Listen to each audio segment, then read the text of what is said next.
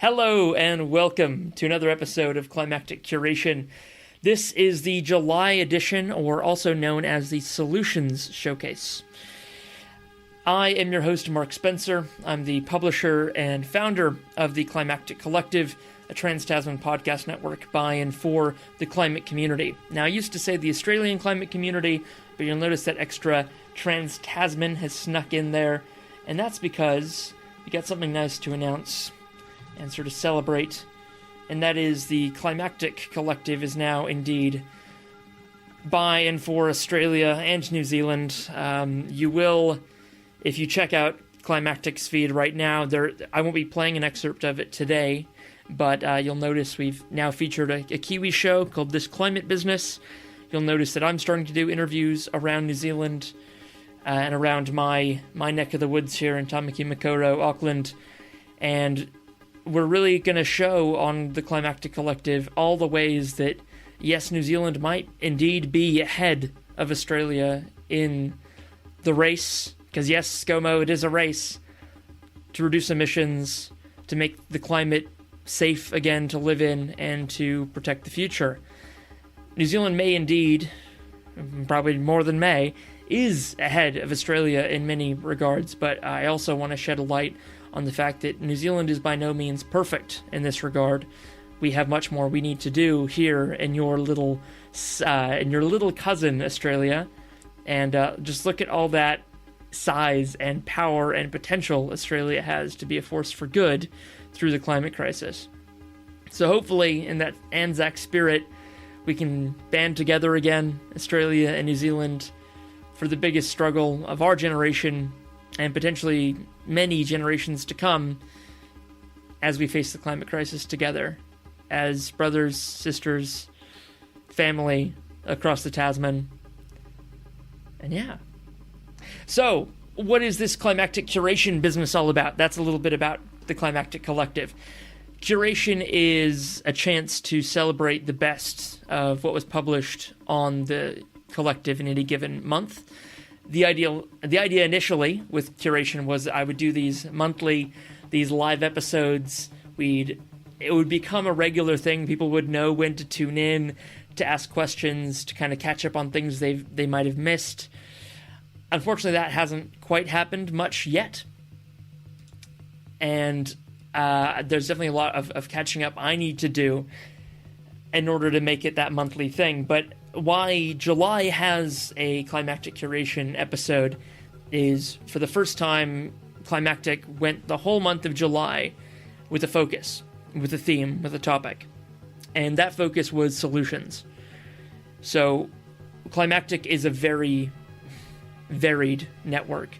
We'll talk to people of all stripes, from all walks of life, from the grassroots up to the leaders of political parties, people who lead major NGOs, people doing amazing big projects, but also people doing the hard yards every weekend with their local tree planting group. But what we've never really done with Climactic is kind of stick on one theme for very long. And we'll talk to people about climate grief and climate anxiety and trauma and the horror of what we're going through. And then next week we'll bounce to something completely different. So rather than sticking for a whole month with just the mental weight of the climate crisis and everything that's going wrong, instead I challenged myself to stick to solutions and stick to positive stories about climate for a whole month. Now, we had a real head start on this with the launch of a new show on the Climactic Collective. In late June, a show called Regionomics Down Under was about to launch on Climactic. And this show is specifically all about solutions. It's about kind of those shovel-ready projects, the commercial scale, the no government-required climate solutions, and real benefits to society we can have right now no ifs or buts, like things that are basically already happening, or things that we can just choose to do ourselves. Regionomics Down Under has been in the works now for years. Lee Baker, one of my first friends that I met through Climactic, one of the first sort of early boosters of the show, has been working on this, been thinking about this for 3 years. She was the first repeat guest of Climactic, and I thank her so much for coming on, and then coming back, and then coming back again. And she's a wonderful collaborator, and it's so great to have her on the network. And I really want to share with you now the intro, short, few-minute long sort of trailer for Regionomics Down Under, what the show's all about, and where it's going to go from here, because she's released an episode. It was very good. There's more in the hopper, I think, coming out very soon. So I'm going to get myself all set up here. I'll let my music do a bit of a fade, and then we will get into it with this intro to Regionomics Down Under. I hope you enjoy. Thank you for joining us. If you have any questions at all, just sing out in the Facebook live stream or over on Twitter. I'll do my best to check that while this clip is playing. All right. Thanks again for joining us for this episode of Climactic Curation. Welcome to Regionomics Down Under.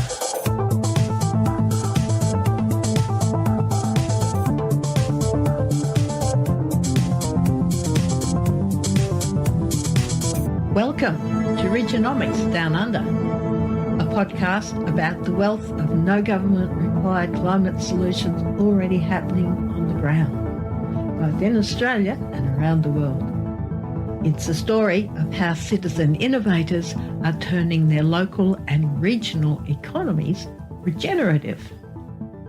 Why make this podcast? Even today, way too many of the common conversations around global warming still target two rather depressing, repetitive themes. The first theme is all about how big government and big business need to make big changes, especially about what they're not doing that they darn well should. The second theme is about how so-called ordinary people, consumers, small businesses, communities need to play their part by using less or by investing in specific, often expensive solutions like solar panels and EVs. Both themes are important, but it's like discussing a vanilla slice and only talking about the pastry on the top and the bottom. These two themes ignore the sticky, messy, tasty filling that's most of the vanilla slice, the good bit, the solutions, the actionable solutions we already have. Global warming is a symptom of centuries of degenerative systems and practices that go back beyond the Industrial Revolution. The symptom isn't the problem. The solution is a smarter goal. Regeneration, making systems that work for 100% of the world, people, animals, ecosystems, oceans, the whole world. When you start looking, you find that thousands of innovators have been working on solutions for decades, and those solutions are being scaled. So today, reversing global warming has lots of accessible actions around reinventing, redesigning, and rebuilding the systems that deliver our products and services so that those systems regenerate communities and regenerate ecosystems. It's a game that works beautifully at local and regional levels. It's not just a game for the big boys. And it's a game that thousands of individuals, communities, councils and local businesses are already playing. All around Australia, businesses, individuals, communities, not-for-profits in regions are doing some pretty awesome things. In this podcast, we're going to explore what's happening, where it's happening, and how it's happening. Plus, we'll talk about the frameworks, the modelling, the evidence, the new knowledge, and the ancient wisdom behind the solutions so that you can find your best way to be an active player instead of a worried watcher. You're listening to Regionomics Down Under, a podcast about the climate solutions happening today.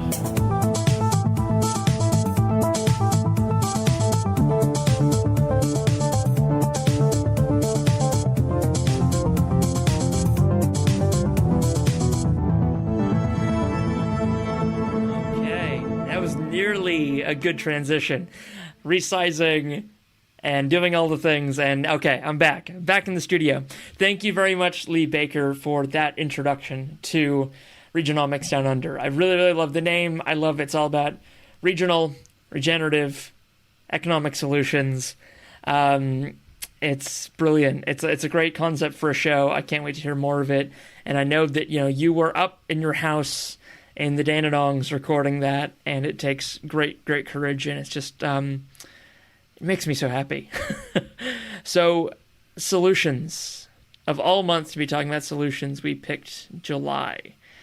Now, there's going to be many points as we look back on the early 21st century in a few decades from now, but it really feels like 2020, for obvious reasons of the C word, is already going to have quite a big chapter in the history books. But 2020 and 2021...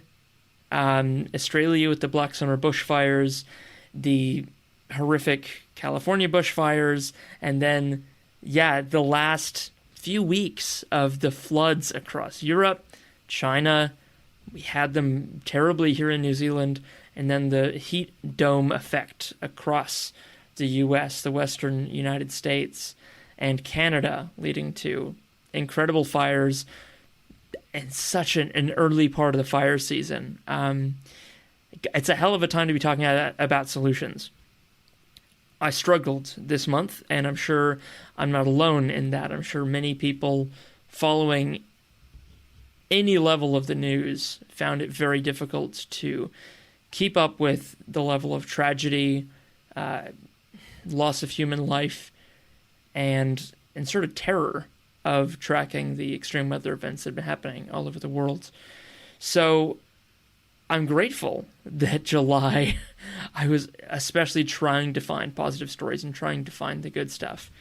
So I've got a clip about how bad July was for a lot of reasons, and it does come from the BBC, but I'm just going to foreshadow that. I'm not going to play that one yet. I'm going to play you something else first, sort of stay on the positives, and to actually zoom out a bit and look at some of the really the things you don't hear from the news coverage, or the things you hear a little bit about, like, hey, at the G7 meeting of international, of like the peak international group of 7 meetings, there was some progress made on climate.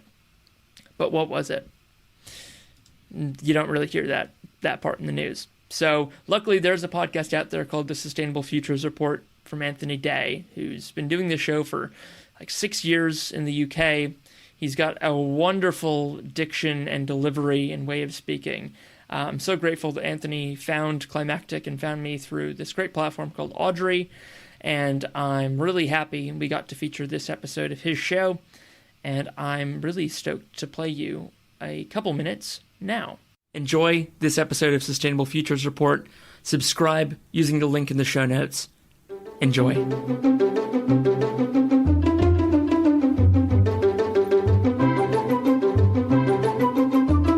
This week, Climate Action staged the Climate Innovation Forum 2021, a 3-day event. I got a press pass, and I'll share my review of some of the sessions. Also on this week's agenda, more on the nuclear plant at Taishan, extreme weather in North America, shortfalls in the UK, and the future of the Sustainable Futures Report. Hello, I'm Anthony Day, and this is the Sustainable Futures Report for Friday the 2nd of July 2021. I've just been listening to a discussion with Mark Carney, United Nations Special Envoy on Climate and former Governor of the Bank of England, and Noel Quinn of HSBC at the Climate Innovation Forum 2021. Here's a summary of what I picked up. Carney and Quinn commented on the G7 communique, which identified 2021 as a turning point in the campaign against the climate crisis. Unfinished business, they said, more to be done. Was victory achievable? It has to be, they said. In the last 12 to 18 months, they said that they detected a change in mood towards the urgency of the climate crisis. There was a positive attitude. Now positive action was needed. The next 5 to 10 years will see a new industrial revolution. 10 years? Asked the chair. Won't that be too late? Well, 5 to 10 years. Mark Carney said that we faced a fundamental rewiring of the economy, which would take the rest of the decade. It's now seen in business as the top strategic issue, at least once the consequences of COVID are sorted out. The execution of plans towards achieving net zero is crucial. Many financial institutions are still analysing how to achieve net zero and exactly what it means. They don't want to back technologies until they are certain that they are the right technologies, and they're therefore not ready to make new investments. But there's no doubt that considerable investment will be needed and needed urgently. Major industries are faced with fundamental change. A greater understanding of new technologies and new mindsets is essential to unlock the investment to make change happen. Apparently someone at Joe Biden's recent climate conference had said convincing customers of all this was very difficult. However, Noel Quinn of HSBC said that customers of his bank all over the world were becoming proactive, recognizing the need for change and engaging with the bank and asking for support. COVID has demonstrated how fragile the economy is. Major industries are convinced of the need to change, and SMEs, as part of their supply chains, also recognize the need to change. These smaller companies need help, either from government or from their customers, to achieve the transition. The TCFD, the Task Force on Climate-Related Financial Disclosure, is aiming for common standards for measuring carbon footprints and climate-related data. So far, 90 central banks have come on board with this, and insurance companies and pension funds are following on. Questions followed the discussion: how to build a net zero investment portfolio. Financial institutions should map out a pathway to net zero, assess each investment according to its nearness to the path, and maybe drop those that are not going to succeed. Is the aviation industry a stranded asset? Almost certainly without innovation. Long-haul flying needs sustainable fuels, which have been shown to cut carbon by 80%. There needs to be a commitment from the industry to give the fuel suppliers the confidence to make the investment needed to deliver these new fuels. Aren't politicians just thinking of electoral cycles before anything else? Mark Carney quoted an example of his native Canada, where people had voted for parties committed to introducing a carbon tax. He thought the weight of public opinion was changing. Noel Quinn said he thought there was change as well. Personally, I can't see net zero and the climate crisis creating much interest at the Batley and Spen by-election coming up this week. How can we educate consumers? Asked another delegate. Apparently Sir David King, former chief scientific advisor, has said that governments have not been clear enough. There is private sector innovation. For example, the ability to track carbon through a complete supply chain is being developed. Should the government be more assertive? On the one hand, the government has withdrawn a grant scheme at only 4 days' notice, but on the other hand, it has created an environment to encourage change, like the ruling that fossil fuel cars may not be sold after 2030. The government needs to work with the private sector to define the signals and regulations that should be set up. The final question was whether regulations and targets will be the key driver towards net zero, or whether it would depend on the hope and passion of entrepreneurs and business leaders. There was a strong response that hope and passion are no use without a plan. An organisation should decide what it will look like as a net zero organisation and determine where it is on the road to net zero. Both Carney and Quinn agreed that this is an existential threat. It's about human survival. Is it too late? Asked the chair. It's not too late yet, said Mark Carney. When is it too late? Let's not find out. Indeed. Thank you very much to Anthony Day for allowing me to share the full episode of that with you, the listeners of Climactic.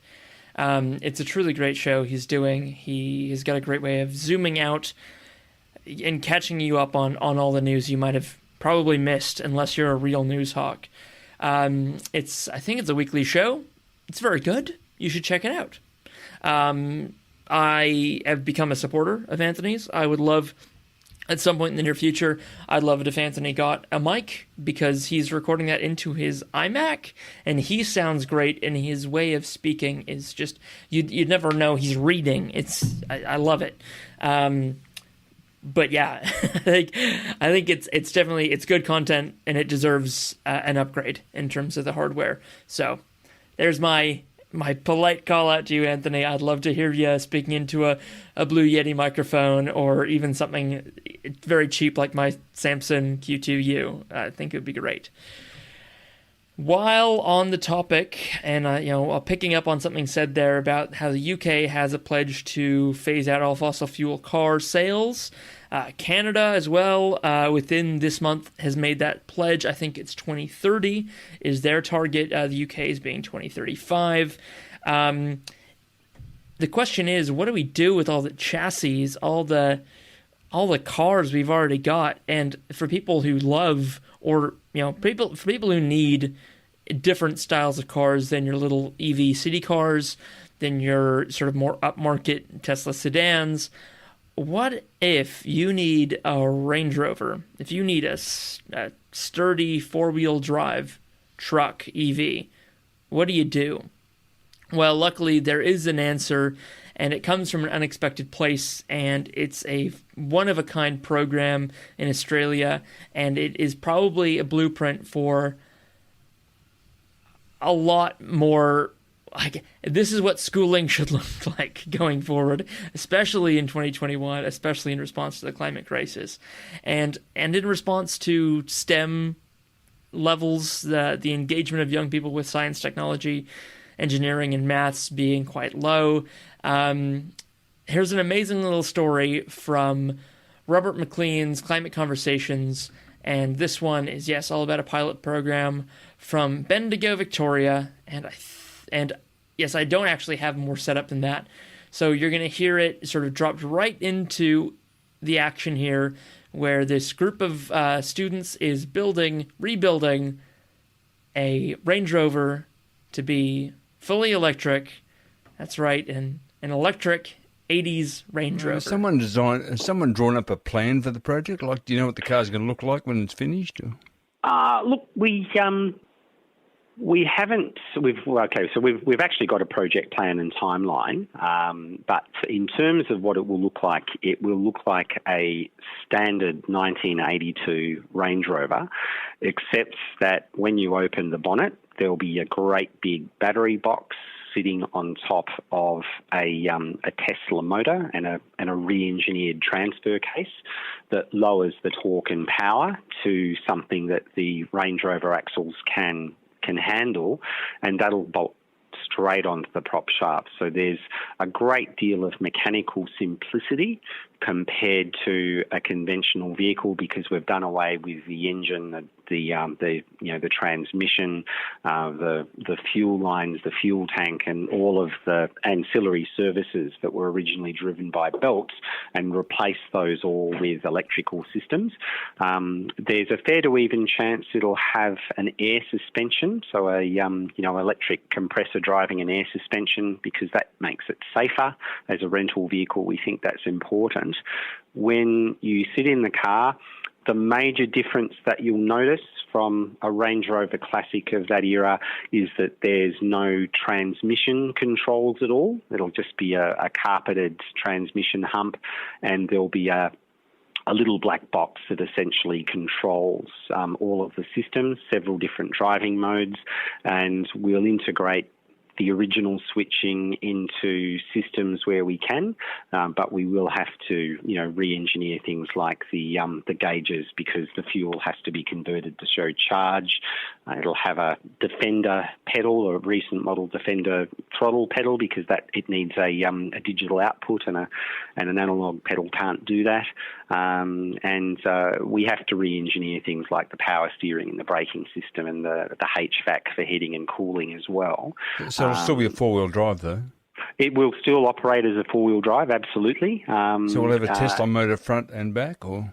One Tesla motor, but with a re-engineered torque reduction transfer case that connects directly to the front and rear prop shaft. Doesn't that sound cool? I want a 1982 Range Rover with a Tesla motor in it. That's just... Why not? I had a 67 Ford Mustang Fastback go past me the other day, and I thought, boy, I'd love one of those that's an EV. Let's not let all these car bodies rust away. It's going to make EVs so desirable. And school kids being actually able to build one of these things from scratch as part of their schooling, and then entering the job market with that understanding, those skills, the ability to remove the old, dirty, inefficient, outdated, completely redundant, and polluting internal combustion engines out of vehicles, dropping in electric parts that are so much more simple and so much more durable and able to just go and go and go and go. It's amazing. We're all very worried about, the industry, the car industry is worried about what are mechanics going to do with these vehicles that don't need as much maintenance. Well, we can retrofit a whole bunch of vehicles. Why not? Rip out those internal combustion engines, recycle them, break them down, reuse the materials, but avoid any use for fossil fuel petrol. Sounds wonderful, right? The guy who's running that project is great, and I think that project is so inspiring, and I think it's a kind of a case study in leadership. So how do you lead in other areas, or how do you kind of overcome conflict within groups, especially over such a topic as climate, which really gets our passions up, it riles us up? Luckily, there is a new podcast from the Group Work Center, which is, I think, going on its second decade now as a center to teach the skills of facilitation and collaborative decision-making and how to work through conflicts. And the new podcast is called Facilitate.This. I've had the great pleasure and honor of being a small part of the team who has put this together. It sounds remarkable. The content is excellent. There's 8 episodes in total, and they're about close to halfway through the release of them now. So now's a great time to jump on board. And here's a brief excerpt from a chat with Jim Buckle, the showrunner for the series, about the collaborative decision-making process and its skills that anyone involved in any group, but especially climate, will be able to apply. What we're talking about when we talk about collaborative leadership and facilitation is the ability to manage conflict and to ease our way through disagreement. Yeah, because when we're passionate people, it's inevitable there will be a degree of conflict. It's not a bad thing. It's how we get through it and how we manage it collaboratively that is key. And what we found working with groups across a range of areas over many, many years is that often people lack these skills because they're not intrinsically taught and they're not intrinsically part of the modern day culture because we somehow let that side of things slip. So we provide, hopefully, a degree of skills that help people to manage things in a way that is truly collaborative.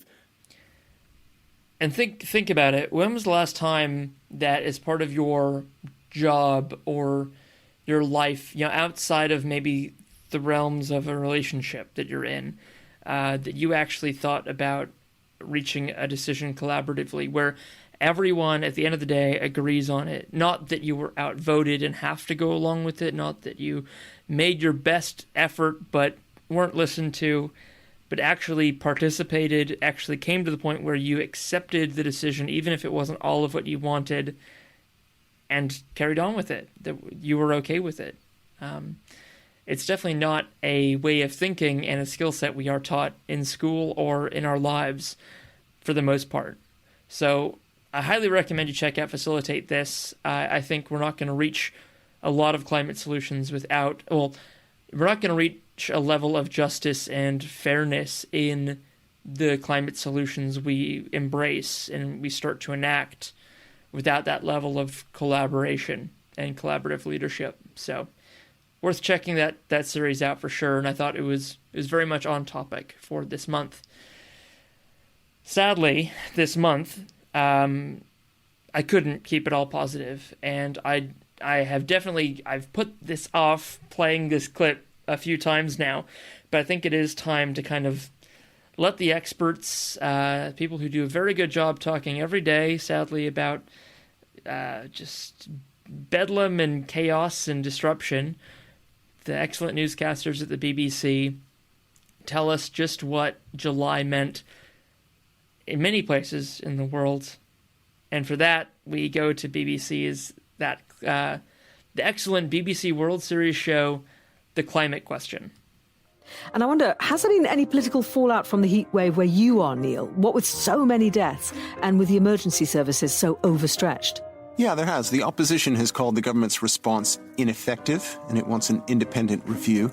The government has promised to hire more paramedics and emergency dispatch operators and to learn lessons. The big lesson coming out of the past number of days is that the climate crisis is not a fiction. It is absolutely real. And if you look... John Horgan, the Premier of British Columbia. We now are absolutely clear that climate change is affecting us in ways that we hadn't yet imagined. This is not a British Columbia problem. It's not a Canada problem. It is a global challenge, and we all need to have citizens of the world. What he didn't say was that his government relies on hundreds of millions of dollars of fossil fuel revenues, mainly from coal and natural gas. To really address the climate crisis, they're going to have to look at that. And what's happening with carbon emissions there? Well, the most recent official audit shows British Columbia's overall emissions are still going up. Which, the science tells us, makes extreme weather events like this heat wave more likely. Bob says people really need to begin to connect the dots. I often wonder how many deaths we will have to see before people start taking notice. How many do we have to see? 5, 10,000? I mean, it's a terrible, terrible thing to say you need 5 or 10,000 deaths before people start waking up to this problem. It's a bleak prognosis. But, as we've seen with COVID, numbers matter. Big headline numbers grab the public's attention and can possibly force change. Right, and for decades, we've got to remember that scientists have been warning about a possible pandemic, but it took the huge mortality rates over the past year and a half for it finally to be taken seriously. Yeah, it may well be the same with heat waves.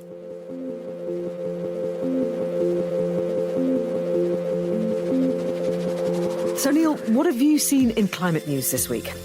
Well, those who pay attention to Europe will have seen this huge plan to tackle climate change from the EU.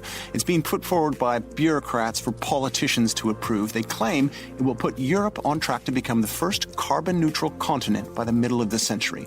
The plan is called Fit for 55, and the aim is to cut the EU's carbon emissions by 55% from 1990 levels by 2030. And if all that sounds abstract, Bloomberg News helpfully summarizes it, quote, "The transformation will impact every single thing that you can think of. There's money for boosting energy efficiency. There's money for switching to renewables. There's money for planting 3 billion trees by the end of the decade." I could go on and on. The Wall Street Journal calls it a legislative hydra and notes it will still need to be approved by the EU's 27 national governments, which are already having money troubles thanks to the pandemic. So getting approval could take a long time, the paper warns. And at least one EU citizen is unimpressed. Greta Thunberg says the plan needs to be torn up because it doesn't go far enough. What about you? Mine's got a bit of that dose of doom in it, Neil. There's a report out this week that significant parts of the Amazon rainforests, the world's largest tropical forests, have started to emit more carbon dioxide than they can absorb. And the southeast of the Amazon is worst affected, say scientists, with higher rates of tree loss and an increasing number of fires. And this news appeared in a journal called Nature, one of the most respected scientific journals out there. And that's terrible, obviously, because we used to rely on the Amazon rainforest to capture a lot of the excess CO2 in the air. It's known as a carbon sink, but actually what's happening now, it seems to be changing its role, becoming a carbon emitter rather than a carbon absorber. How do they know that? Well, they have these researchers who use aircraft which are fitted with sensors, and they take around 600 air samples above selected parts of the rainforests over the past 10 years or so. They've been doing that. It's a huge area. I mean, we're talking 6 million square kilometres, but they've been having these sort of aircraft go around picking up measurements over parts of the rainforest. So they use these small planes to measure CO2 levels up to 4.5 kilometres above the forest over the last decade. And the results show just how the whole of the Amazon is changing. They used to do this using satellite imagery, but that's often hampered by cloud cover. So this research method was more reliable, more accurate. But yeah, the results are not very encouraging. But it's very cool to know just how that works. And indeed, you can't start talking about solutions to anyone without giving them a hefty dose of urgency unless they're already singing from the same hymn sheet that you are. So I'm just going to quickly drop in a track here if I can. There we go. So why I wanted to play that clip in particular was it's great hearing the BBC talk about climate change. That show in particular, The Climate Question, is a very, very good one. It's fascinating to hear the mayor of Vancouver very, very publicly say, this is the climate crisis. It is here. This is the effects we're feeling. And I'm very happy they pointed out that he does receive his province, his city, receives a huge amount of income from fossil fuel companies that are mining and extracting in British Columbia. The Amazon becoming a net emitter of carbon is shocking. That should be a very clear wake-up call to anyone in doubt as to the severity of the climate crisis already in 2021, much less in future. And knowing that how exactly they calculate that is that actually, a small plane flying around taking atmospheric air samples above the Amazon rainforest, it ties up in a very neat little bow for any doubters or cynics or skeptics in your life. Why it's so serious, how we know it's so serious, and that leads into the solutions we need. And one of those is a huge solution. It's one we are definitely talking about in Victoria, we're talking about New South Wales, and we're also talking about it here in New Zealand, and that is the offshore wind industry. Now, what do you get when you create wind turbines that are 30, 40 stories tall, that are the blades or the wingspan of a 747? You get a lot of power production, and you, of course, get a lot of controversy about where these are placed, what negative effects they have, and who's bankrolling it and who's standing to benefit. Windfall is a fantastic 5-part miniseries, investigative series from New Hampshire Public Radio, from Outside In, one of the earliest climate-engaged podcasts in the world. I had the great privilege of getting to speak to the co-host of the miniseries and the senior producer, and it was really cool to be contacted by people in the States who thought that Climactic would make a great place to hear that story and get it told.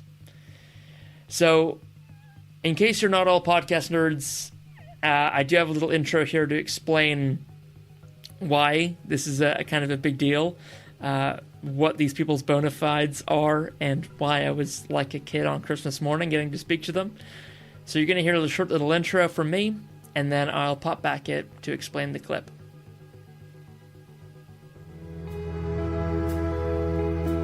This show is for the climate community. Those who are aware of, engaged with, concerned about, basically doing anything about the climate crisis. It's not necessarily for podcast nerds. But if you're anything like me, the acronyms PRX or NHPR or NPR make you excited. And today, in this episode, I'm like a kid on Christmas morning, because I got to speak to two people from NHPR, New Hampshire Public Radio, who work on a show called Outside In, distributed on PRX, the public radio exchange. And even better than talking to the people who make the stuff I listen to, they make a climate show, and a damn good one. In this episode, you're going to hear all about this new mini-series called Windfall, and of course, you're going to want to check it out. So please, find a link to Windfall, which is on the Outside In feed, right at the top of the show notes, and you're going to want to stick around for this whole hour of talking podcasts, climate, storytelling, and how we can engage with this new clean energy revolution that's happening around us, and that's finally happening in the US. And what we here in Australia and New Zealand can learn from it and apply. All right, settle in, headphones on, enjoy. So you can hear I was very, very excited about this. I'm really happy with how it came out. So what you're about to hear is a clip from near the end of that episode. I highly recommend you listen to the whole thing. It's on the Climactic feed. It is a longer one. It's close to an hour, but I put a lot of editing into it. It is to the point. There's not a lot of waffling. You're going to hear from Annie Ropeek, who's the co-host of the series, and Jack Rodolico, the senior producer. And this is about, the offshore wind industry and sort of the angle they approached it from, and just the facts around it for them. What it's like as a public radio production about a solution to the climate crisis and what its scale. It's remarkably and refreshingly factual. They don't have to get into emotionality or asking you to consider what the future will be like. This is straight up reporting. This is like reporting like they would on a political race or a school board. It's so refreshing that like you can now approach a climate topic in a traditional, not boring because it's not, but like just like it's any other type of economic thing, because it is, but there's no false equivalence, there's no ambiguity. It's just, there's a climate crisis, it's happening, now what are we going to do about it? And let's talk about who's going to win, who's going to lose, why here, why now, what's happening. All right, here's the clip. This is the last clip I'm going to play you for this episode of Climactic Curation, so I'll talk to you again briefly afterwards, but please enjoy. And if you enjoy this, please do go listen to the whole thing. It's fantastic. I remember at the beginning of one of the CNN presidential debates, they were doing like live updates of those fires during the debate, which just felt totally new and like unheard of for climate journalism to be that sort of front and center. So I think that it is still incredibly divisive, but it's also something has changed in the past couple of years where it's more normal to talk about it. It's not niche anymore.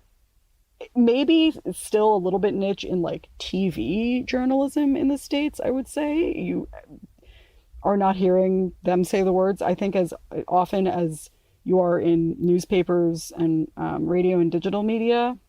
But the dominoes are continuing to fall, and the idea of what objectivity means for climate change has completely shifted in a for the better, in a way that allows us to say facts like climate change is real, it's happening, etc., with journalistic certitude in a way that I couldn't like 3 years ago. I mean, I did, but I would have to defend them really actively to our audience. And it's just like, they don't ask about it anymore. There's a couple, the core group of denialists will still ask about it, but you don't have to think about them as much anymore. It's sort of become acceptable. Yeah.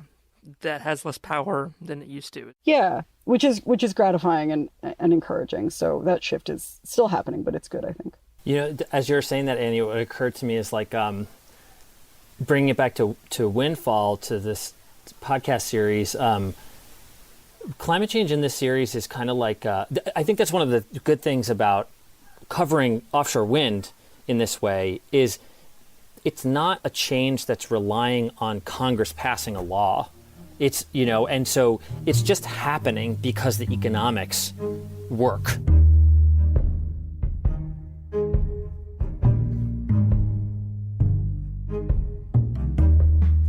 The offshore wind industry is getting up to speed.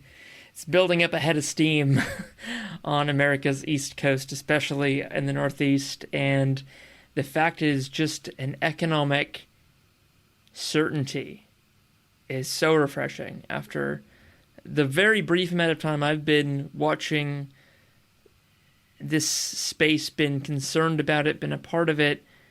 I can't imagine people who've been in climate for 10 or 20 years and been unable to see for going on 2 decades, 3 decades more, that level of just like lack of politicization, the level of just certitude and fact that this is happening. We're going to do something about it. Here's what we're going to do.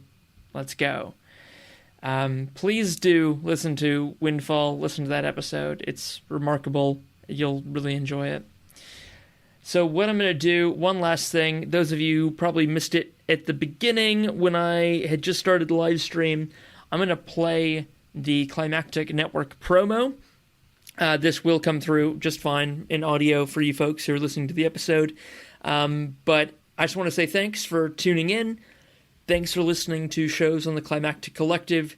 If you yourself want to get involved in audio storytelling around the climate crisis, or you know anyone that does, please just send them our way. We are hello@climactic.fm. Love getting messages from you. Let us know what you think. Let us know if there's any episodes you've heard that we should have featured. I'm really happy that everything you've heard tonight, except for the BBC clip, has been an episode on the Climactic feed, on the Climactic Collective, something we produced as volunteers, doing this in our free time. I'm immensely proud of it, and all the members of the group doing phenomenal work, getting better and better, building their skills, becoming spokespeople, becoming media creators. There's, of course, we all know it, there's power in the media. It takes good stories to do good things. We need to really show people that there is hope and there's reasons to act on climate right now, and we can't just always hit the doom button over and over again, even though I absolutely admit that I've been a bit of a doomer this last month because the facts and the reality kind of made me one. But yeah, the solutions focus this month came at just the right time for me, and hopefully it's helped you as well. So I will play this little video for you and then bid you adieu. Thank you again for joining me. Thanks again for listening to Climactic. The Climactic Collective.